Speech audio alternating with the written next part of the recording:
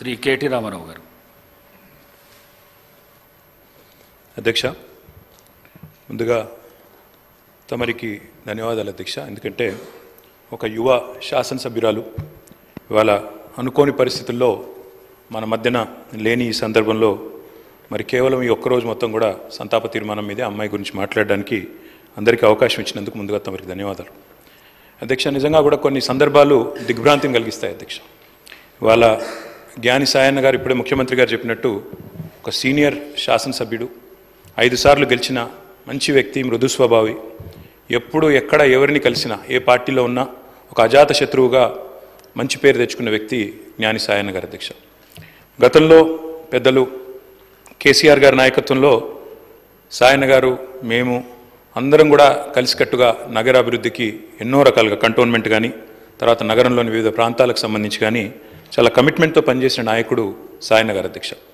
అధ్యక్ష, సాయన్న గారు అదేవిధంగా మా గౌరవ ముషీరాబాద్ శాసనసభ్యులు ముఠా గోపాల్ గారు చిరకాల స్నేహితులు అధ్యక్ష. దాదాపు దశాబ్దాల స్నేహం వారిద్దరిది కూడా. మీకు కూడా మంచి స్నేహితుడు అధ్యక్ష వారు. నాకు బాగా గుర్తున్న సందర్భం అధ్యక్ష, 2015వ సంవత్సరం ఆనాడు జిహెచ్ఎంసీ ఎలక్షన్స్ వచ్చినప్పుడు సాయన్న గారు కోరిన ఒకే ఒక్క కోరిక, నేను కవాడిగూడ నుండి లాస్యానందిత గారిని నేను కార్పొరేటర్గా చూడాలనుకుంటా ఉన్నాను, మా మిత్రుడు గోపాల్ గారు కూడా పూర్తిగా మద్దతుగా ఉన్నారని చెప్పి మొదటిసారి ఆ రోజు వచ్చి అడిగితే కేసీఆర్ గారు కాదనకుండా వెంటనే అమ్మాయికి ఒక మంచి భవిష్యత్తున్న నాయకురాలు, మంచి యంగ్ లీడర్గా బాగా చదువుకున్న అమ్మాయి, మంచి అవకాశం ఇవ్వాలన్న ఉద్దేశంతో ఆనాడు కవాడిగూడ నుంచి కార్పొరేటర్గా గెలిపించుకోవడం జరిగింది అధ్యక్ష. కానీ నిజంగా కొన్ని సందర్భాలు ఎట్లా ఉంటాయి అధ్యక్ష అంటే, ఇప్పుడు సాయన్న గారి కుటుంబాన్ని చూస్తూ ఉంటే విధి నిజంగానే వారి మీద పగబట్టిందేమో అన్నంత తీవ్రంగా ఒకే ఒక్క సంవత్సరంలో మరి అటు సాయన్న గారు దుర్మరణం పాలు కావడం, ఆ తర్వాత అనుకోని మరి మమ్మల్ని అందరినీ కూడా విస్మయపరుస్తూ దిగ్భ్రాంతికి గురి చేస్తూ లాస్యానందిత గారు కూడా ఈ రోడ్ యాక్సిడెంట్లో చనిపోవడం, ఇవన్నీ కూడా అత్యంత ఆవేదన కలిగించే అంశాలు అధ్యక్ష. ఒకటే ఏడాది లోపల అటు తండ్రి ఇటు కూతురు చనిపోవడం అంటే ఆ కుటుంబంలో ఎంత విషాదం ఉంటుందో మనం ఊహించవచ్చు అధ్యక్ష. కానీ చాలా చురుకైన అమ్మాయి అధ్యక్ష. ఆనాడు కార్పొరేటర్గా జిహెచ్ఎంసీలో పనిచేసిన, తదనంతరం సాయన్న గారు కొంత ఆరోగ్యం బాగలేకుండా అధ్యక్ష, బాగా డయాబెటీస్ ఎక్కువై చివరికి లెగ్ యాంపిటేట్ చేయాల్సిన పరిస్థితి వచ్చినప్పుడు కూడా ఒకవైపు నందిత, మరొక వైపు నివేదిత, ఇద్దరు అమ్మాయిలు పాపం ఆయనతో ఎల్లవేళలా ఎక్కడికి ఏదైనా మీటింగ్కి వచ్చినా, ఆఫీస్కి పోయినా, మంత్రులను కలిసేదున్నా లేదా అధికారులను కలిసేదున్నా ఇద్దరు అమ్మాయిలు కుడి భుజం ఎడమ భుజం మాదిరిగా ఆయనకి 2 వైపులా ఉండి తీసుకొని పోయేవాళ్ళు అధ్యక్ష. మా దగ్గర కూడా చాలాసార్లు ముగ్గురు కలిసే వచ్చేది.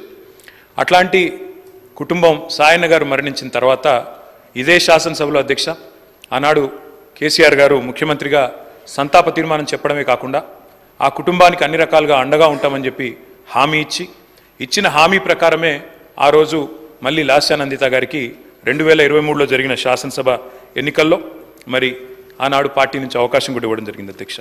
ఇప్పుడే ముఖ్యమంత్రి గారు చెప్పినట్టు కంటోన్మెంట్లో సాయన్న గారు చేసిన సేవ, రాజకీయాలకు అతీతంగా కలిసి ఉండే మంచి వ్యక్తిత్వం, ఎన్నింటి వల్ల నందిత గారికి కూడా తప్పకుండా తండ్రి గారి ఆశీస్సులతో పార్టీ అండతో బ్రహ్మాండమైన మెజారిటీతో అమ్మాయి కూడా గెలిచింది అధ్యక్ష.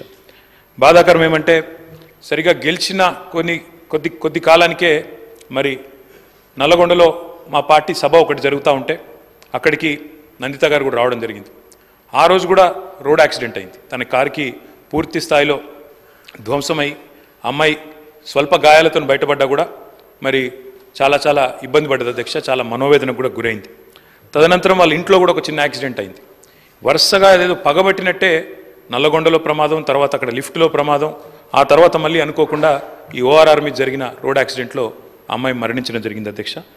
మేము ఆ రోజు పార్టీగా మాట ఇచ్చి సాయన్న గారి కుటుంబం మా కుటుంబమే అని చెప్పి ఆనాడు లాస్యానందిత గారికి పార్టీ అవకాశం ఇచ్చింది అధ్యక్ష. అమ్మాయి గెలిచింది. దురదృష్టవశాత్తు ఏడాది లోపలే అమ్మాయి మరణిస్తే తిరిగి వారి సోదరి నివేదిత గారికి మొన్న జరిగిన ఉప ఎన్నికల్లో కూడా అవకాశం ఇచ్చింది అధ్యక్ష పార్టీ నాయకత్వం, కేసీఆర్ గారు. కానీ దురదృష్టం ఉప ఎన్నికల్లో మొన్న మా పార్టీ ఓటమి పాలు కావడం జరిగింది అధ్యక్ష. నిజంగా కల్లో కూడా అనుకోలేదు. చురుకైన ఒక నాయకురాలు, మంచి వ్యక్తిత్వం, మంచి విద్యార్హతలు కలిగిన ఒక మహిళ ఈ శాసనసభలో అడుగుపెట్టిందని చెప్పి సంతోషపడ్డాం.